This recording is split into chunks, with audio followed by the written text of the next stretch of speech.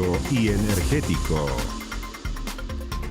¿Cómo están? Comenzamos este nuevo capítulo de Reporte Minero y Energético a través de Canal 24 Horas, 24horas.cl y reporteminero.cl.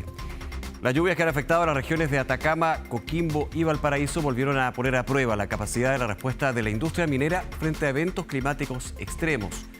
Si bien la gran y mediana minería cuentan con infraestructura diseñada para enfrentar este tipo de situaciones, las operaciones pueden verse afectadas por paralizaciones preventivas en ese caso, problemas logísticos y desafíos asociados al manejo de aguas y la estabilidad de las instalaciones, una situación que también ha afectado a la pequeña industria. De esto estaremos conversando con el director ejecutivo de Conectaria y presidente del Comité de Minería de la Asociación de Empresas Consultoras de Ingeniería de Chile, Marcelo Aguilar.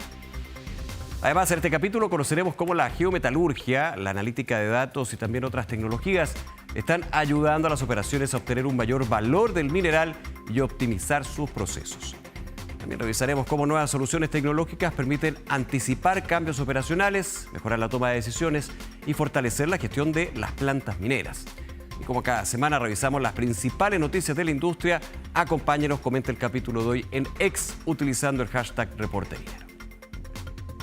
El temporal que ha afectado a gran parte del país, con mucha fuerza al norte Chico, ha dejado daños en infraestructura, caminos, actividades productivas, con pérdidas preliminares superiores a los 400 millones de dólares.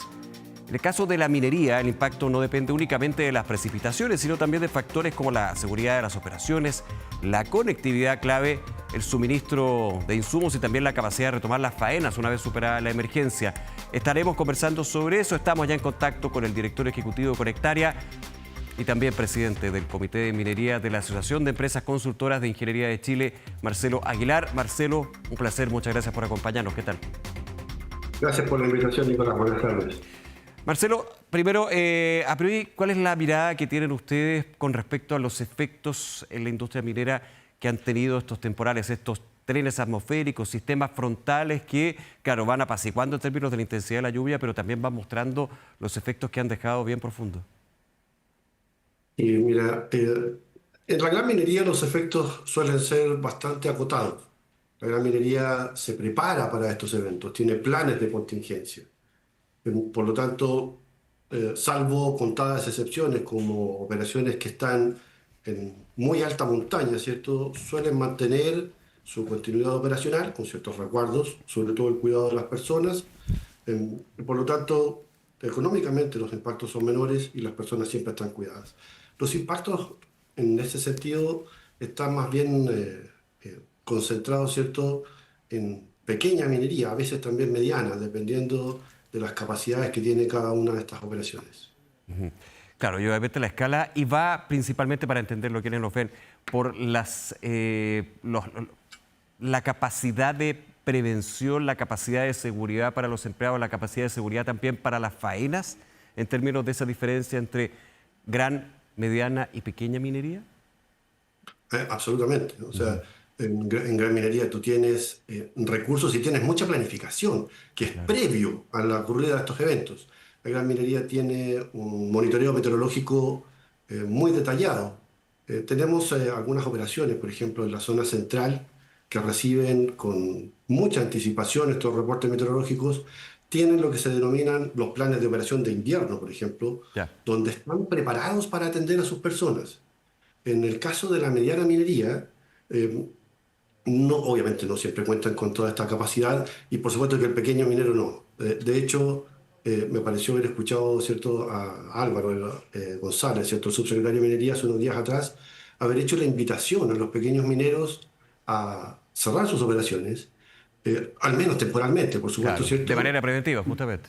De manera preventiva, obviamente, pero eso también impone un desafío, porque luego tenemos, ¿cierto?, que proponer o poner a disposición de estos pequeños mineros algunas herramientas de fomento para que puedan retomar sus negocios, por supuesto. Claro. 2, 3, 4 días sin producir son bastante más difícil recuperar o casi imposible recuperar con respecto a las estructuras de costo de ingresos que tiene la gran minería, por ejemplo, que no paran, como estábamos comentando. La gran minería en general no para, yo insisto, salvo excepciones. Sí, claro. De hecho, me parece haber visto la noticia, ¿cierto?, de que Caserones tuvo que detener su operación. se quedaron sin energía, ¿cierto? Tuvieron varias complicaciones. De hecho, tuvieron el último reporte que vi, habían 3 metros de nieve en la operación. Por lo tanto, es muy difícil mantenerla, ¿cierto? Entonces, en cambio, el pequeño minero tiene que cerrar. Y tiene una escala de costos, como tú lo dices, muy diferente. El gran minero obviamente opera, ¿cierto? Sobre una escala mucho mayor, con costos bastante más contenidos. En cambio, un pequeño minero que deja de operar 3 o 4 días es muy Sí, difícil de claro. remontar, al menos en los primeros 3 o 6 meses. Ahora, cualquier prevención no es infalible, digamos, cuando estamos hablando No. de esta situación que se ha vivido en el norte chico. Quiero preguntarte, Marcelo, en términos de la gran minería, ¿qué factores determinan si puede haber una suspensión, la decisión de reducir o detener temporalmente o quizás no permanente, pero sí por varios días una faena? ¿Cuáles son los elementos que se tienen que tener en consideración ahí? El primero, sin lugar a dudas, es la seguridad de las personas. Totalmente. Totalmente. Luego, sobre todo las grandes mineras que tienen planes de contingencia, miden, ¿cierto?, los umbrales de precipitación y sobre cierto umbral toman decisiones, ¿ya? Eh, También toman decisiones basadas en la condición de la infraestructura que está alrededor, caminos, accesos, visibilidad y muy importante, estabilidad, sobre todo la estabilidad geotécnica cuando hablamos, ¿cierto?, tanto de minería a rajo abierto, que son los taludes de la mina, ¿cierto?, como son la estabilidad geotécnica de los depósitos de relaves. Claro. Ahora, y hay también varios elementos que queremos considerar contigo, ¿no? Por ejemplo, cómo se gestionan aspectos, lo tenía aquí anotado, el drenaje de rajos abiertos, el manejo de aguas, monitoreo de tranques de relave, claves, voy a tener un segundo ahí, pero son elementos que están en el antes, el durante de esta emergencia y para qué decir el post, ¿no? Correcto. Mira, en el caso de la mina propiamente tal, lo que sigue funcionando son sus sistemas habituales, ¿cierto?, de drenaje. Eh, Puede verse un poco exigida la capacidad durante un Claro, tiempo, por la pero por regla sobredemanda. general, claro, pero por regla general funciona. Más crítico y donde se pone mucho énfasis en el monitoreo son los depósitos de relaves. Em, Sí. los depósitos relaves, hay un concepto que puede sonar un poco técnico, que es la repancha, ¿cierto? Pero que es sencillo, es la distancia entre el agua y el tope alto del muro, como para, digamos, evitar que vaya a rebalsar. Ese monitoreo se hace con mucho detalle, ¿bien? Día a día. Y cuando hay algún potencial de que se produzca un fenómeno que se llama overtopping, que es sobrepasar la corona del muro, se activan sistemas de protección. Los depósitos de relaves tienen, por regla general, canales evacuadores de crecida, por lo tanto, Sí. las aguas que se almacenan en el interior de los depósitos se controlan y se controla su altura, se monitorea permanentemente. Marcelo, aquí hay historia, hay experiencia y lamentable cuando hablamos de este tipo de emergencias, para qué decir en la zona norte, pero hay aprendizaje. Esos aprendizajes tú lo ves en la experiencia y también dentro de la asociación, están plasmados en esto que estamos conversando, van caminando, se van actualizando también con las nuevas tecnologías, con los nuevos protocolos de prevención, con las nuevas formas de producción. Definitivamente. Yo llevo 25 años en la industria y en estos 25 años la evolución ha sido enorme. Hoy día, sobre todo en lo que dice relación con los depósitos de relaves, tenemos Chile es ejemplo a nivel mundial en manejo seguro de depósitos de relaves. De hecho, hay unas de nuestras operaciones en la zona central. El año pasado me acuerdo haber visto esto en un congreso, que fue el depósito de relaves Carén. Tienen capacidad para almacenar el agua, hacer descarga controlada y evitar, por ejemplo, la inundación del valle aguas abajo. Y eso lo hacen, lo controlan, se lo muestran a la comunidad y nos lo mostraron a nosotros también. O sea, a ese nivel estamos llegando en términos de aprendizaje, ¿cierto?, de nuestra seguridad minera. Ahora, en algún minuto pasa la emergencia, más que pasa, termina la emergencia propiamente tal. Las lluvias copiosas, la situación de remoción en masa, los aludes, y comienza otra emergencia, y pienso en la pequeña y mediana minería en ese sentido, como hemos conversado contigo, Marcelo Aguilar, que es el recuperarse. En ese sentido, ¿cuáles son las etapas más críticas, crees tú, para recuperar la operación, para recuperar el tranco luego de las situaciones que estamos viviendo y que estamos viendo hasta ahora? Sí, independiente de la magnitud de la operación, lo primero, ¿cierto?, es asegurar condiciones tal que las personas puedan volver a trabajar de forma segura en cualquiera de las operaciones. Eso es lo primero. Segundo, es necesario hacer una verificación de la infraestructura. Si la infraestructura ha tenido poco o nada de daño, retomar la operación toma unas pocas horas. Sin embargo, cuando hay que hacer correcciones, producto de que estos frentes de mal tiempo han provocado algunos daños en la infraestructura, primero es necesario corregir, y eso significa que puede tomar algunos días, ¿cierto? Claro, hacer una En el revisión, retorno. diagnóstico y luego corrección. Correcto, Claro. correcto, correcto. Es necesario hacer diagnóstico y hacer corrección antes de reiniciar las operaciones. Por eso yo diría que en el peor de los casos puede tomar 2 o 3 días. En general, la infraestructura se corrige rápido cuando hay algún tipo de daño. Eso desde el punto de vista de la faena, pero también hay elementos que son indirectos, pero con un efecto bastante directo, voy a decirlo en ese sentido, que tiene que ver con la conectividad, con la situación, por ejemplo, de servicios básicos en las zonas afectadas. ¿Cómo también se va manejando eso? Porque uno diría, bueno, hemos dicho, la gran minería sigue, pero cuando tiene una vía cortada de acceso, independiente de que la mina y la faena estén en buenas condiciones y la seguridad también esté planteada, es muy difícil poder continuar, ¿no? Por poner un ejemplo. Sí, pero es que hay casos donde se puede. Por ejemplo, cuando se manejan ciertos stocks de, por ejemplo, reactivos críticos, o se manejan stocks de minerales, o tienes la capacidad, por ejemplo, de almacenar los productos de la planta sin que tengan la necesidad de salir. Eso obviamente te da algún tiempo de respuesta para poder corregir infraestructura como son los caminos. Claro. Sin embargo, esa elasticidad no es eterna. Esa elasticidad te puede dar 3 días, 4 días, a lo mejor 5 días para recuperar la infraestructura. Pasa, ¿cierto?, que por ejemplo tú tienes un camino dañado, haces una huella de bypass para poder continuar con la operación, corriges el camino principal y cuando el camino principal ya está habilitado, vuelves a transitar por él. Esas son medidas, por ejemplo, que se pueden utilizar para dar continuidad a la operación. Marcelo, por último, agradeciendo esta conversación, ¿no? Yo te mencionaba lo que es la historia de emergencias. Esta en particular tiene elementos que hemos visto anteriormente, pero que hacen también la duda con respecto a los fenómenos del cambio climático, más que fenómenos, la realidad del cambio climático, este super niño, digamos, que va a tener eventualmente estas situaciones de forma más seguida, y ese es el tema. Eso es por lo menos lo que se proyecta. ¿Qué vamos también tomando en cuenta sobre estos fenómenos con características novedosas, entre comillas, para lo que puede ser la industria minera, para todo esto que estamos comentando? Definitivamente están y van a seguir ocurriendo con más frecuencia. Sí, claro. Eh, Y te Eso es da un hecho. una menor ventana de respuesta, En por ejemplo. realidad, lo que te da es una menor ventana de preparación. Perfecto. Sin embargo, yo insisto, para los grandes es más fácil prepararse, ya están más acostumbrados, más habituados, sobre todo en la zona central. En la zona central estamos más habituados, sobre todo en alta montaña, a tener eventos climáticos severos. Esto es mucho menos acostumbrado en minería en el norte grande, con algunas excepciones que están en muy alta montaña, Caserones, Coyahuasi, ¿cierto? Ellos están habituados a esto.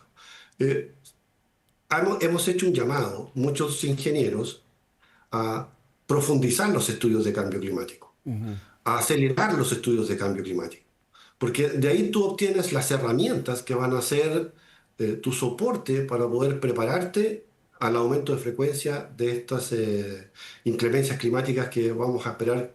Recuerda que la última de magnitud similar fue el 2024, entonces ya estamos ocurriendo cada 2 años. Claro. Probablemente van a tender a intensificarse. Ese es el punto. Marcelo Aguilar, agradecerte nuevamente esta conversación, un placer. Gracias por conversar con nosotros. Encantado, muchas gracias por la invitación. Que estés muy bien, hasta luego. Chao. Y desde hace 57 años que los productos y soluciones de SQM aportan a industrias estratégicas, facilitando el progreso y bienestar en áreas cruciales como la salud, la tecnología y la alimentación. En SQM desarrollan capacidades únicas que transforman recursos en vida y progreso.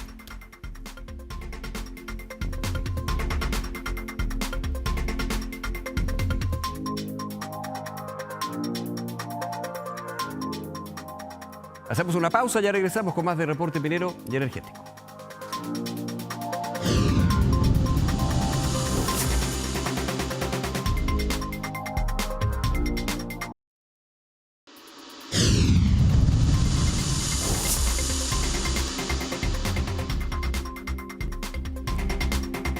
Aumentar la eficiencia y obtener mayor valor del mineral es uno de los principales desafíos de la industria.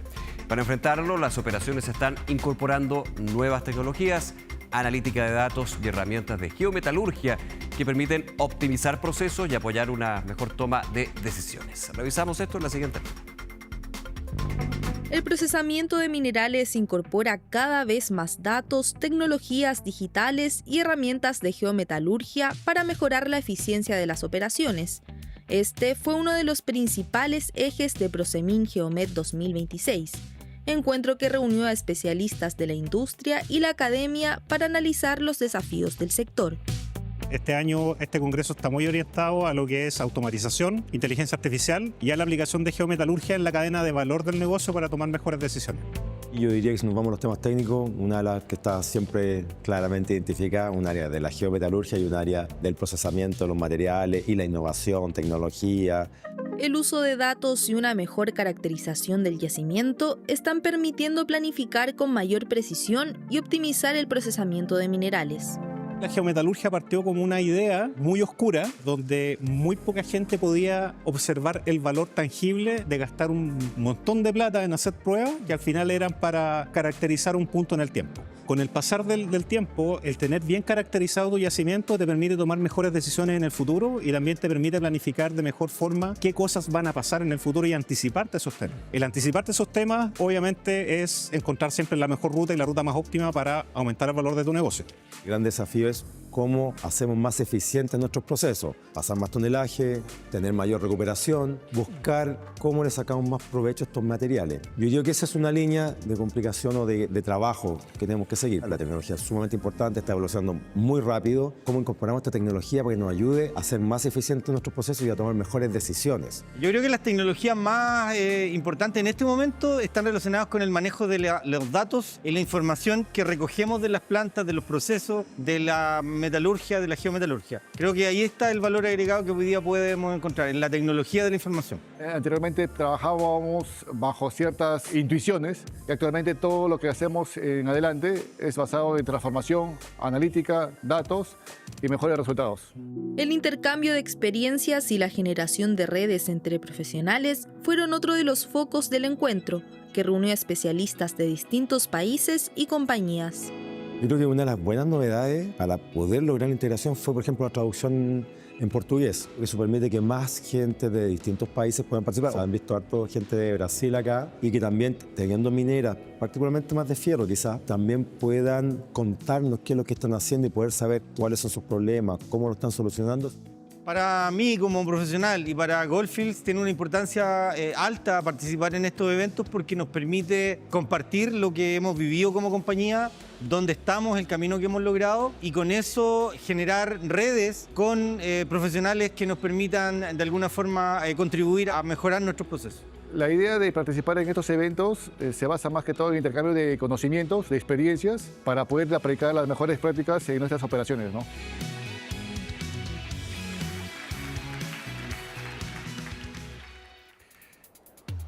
Actualmente las plantas mineras recurren al análisis de datos para comprender mejor sus procesos y responder con mayor precisión a los cambios de la operación.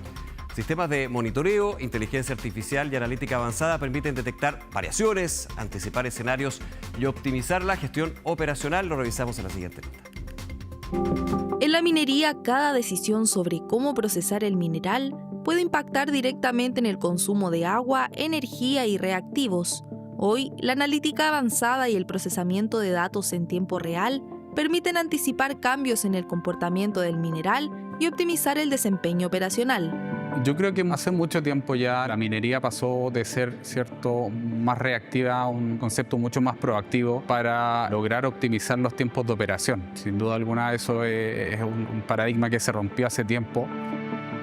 Es tanto el ruido que tenemos operacionales, muchas operaciones no tienen las mediciones necesarias para cubrir todos los grados de libertad que tiene la operación. Por ende, también ahí ayudamos a tratar de entender por qué pasan las cosas. Y cuando entendemos eso, podemos direccionar las acciones para buscar las mejores. Frente a ese diagnóstico, distintas tecnologías han avanzado en la misma dirección: captar el dato y anticiparse para la toma de decisiones. La tecnología de resonancia magnética es la misma de la medicina, ahora aplicada en la minería. Es una tecnología muy rápida, muy segura y permite detectar en tiempo real el contenido de minerales específicos en el flujo de material de una mina. Por ejemplo, calcopirita. Eso es 30-35 minutos antes de que entre a la planta de procesamiento. Saber la calidad o la ley del mineral antes de procesarlo permite, por ejemplo, preconcentrar, que significa retirar del flujo el material estéril sin valor, lo cual nos permite mantener todo el valor económico, pero reducir el volumen de material procesado. Por lo tanto, se ahorra en consumo de agua, en consumo de reactivos, en energía y hace mucho más eficiente el proceso. Sandvik hace años, ¿cierto?, viene trabajando en una plataforma que se llama SAM. Estamos tratando de apoyar, ¿cierto?, todo este desarrollo tecnológico, integrando en algunas soluciones también en inteligencia artificial. Y la plataforma SAM, por supuesto, que nos permite tener el monitoreo en línea y anteponernos a las posibles fallas para justamente ser un poquito más proactivo más que reactivo. La inteligencia artificial, estos modelos masivos de LLM, digamos, dan, por un lado, la capacidad de cómputo de analizar grandes volúmenes de datos y lo otro que uno puede sistematizar estos, crear como rutinas de análisis como para crear estándares de análisis de datos que también pueden ser traspasados al cliente. Yo diría que la utilización de la planta se puede mejorar muchísimo al anteponernos, ¿cierto?, a cualquier situación crítica. La planificación también de stock de repuestos, de inventario, se optimiza también el flujo de componentes y todo eso en definitiva ayuda a que equipos tan sensibles, ¿cierto?, como es un chancador o un arnero, permanezcan la mayor cantidad de tiempo posible en operación para que se logre llegar a los tonelajes diarios que buscan los clientes en sus operaciones.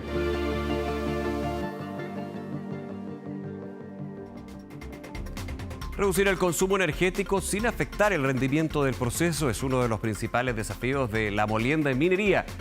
En ese contexto, especialistas presentaron evidencias sobre el uso de velocidad variable en molinos de bolas, una tecnología que además de disminuir el consumo de energía, también contribuye a reducir el uso de medios de molienda, la huella de carbono y otros insumos del proceso. Realizamos un estudio bibliográfico junto a Max Schulman, de Fluor, uno de los coautores de este artículo, y encontramos muchos artículos publicados en las últimas 1 o 2 décadas en los que las empresas mineras destacaban las ventajas de contar con velocidad variable en el molino de bolas. Así que no se trata solo de una ventaja teórica, sino que está comprobada en la práctica. La velocidad variable en un molino de bolas ayuda enormemente a reducir el consumo de energía, pero también el consumo de medios de molienda, la contaminación por acero, y al hacerlo, reduce significativamente la huella de carbono. Y en el caso de que después de la molienda no se realice la flotación, sino un proceso de lixiviación, como en la minería del oro o plata, entonces se puede reducir el consumo de cianuro. Lo hemos comentado, las lluvias de los últimos días aumentaron. Buena noticia, el volumen de agua almacenada en los embalses del país, que han alcanzado más de 4.300 millones de metros cúbicos según la Dirección General de Aguas. Pese a esta recuperación, el nivel sigue siendo 8,3% inferior al de igual fecha de 2025 y permanece bajo el promedio histórico. El organismo ha advertido que embalses estratégicos para la generación eléctrica, como Lago Laja, continúan con bajos niveles, mientras que en la región de Coquimbo se observó una mejora significativa en varios embalses, aunque insuficiente para revertir el déficit hídrico a nivel nacional. Y Chile buscará atraer inversiones por cerca de $100.000 millones en la industria del cobre durante la próxima década, con el objetivo de ampliar su capacidad de refinación, agregar valor a sus exportaciones y diversificar los mercados de destino más allá de China. Durante la cumbre de negocios sostenibles de Bloomberg en Singapur, el canciller Francisco Pérez Maquena señaló que si bien China seguirá siendo un comprador relevante, el crecimiento de la demanda por la inteligencia artificial y la electrificación abren oportunidades para llegar a nuevos mercados. Llegamos hacia el final del programa, como siempre agradeciéndoles que nos acompañen semana a semana con las novedades de la industria minera y energética, recordándoles que todos nuestros contenidos están en reporteminero.cl, que nos pueden escuchar a través de Radio Duna y seguirnos también con todas las noticias en Canal 24 Horas y 24horas.cl. Que estén muy bien, nos vemos, chao.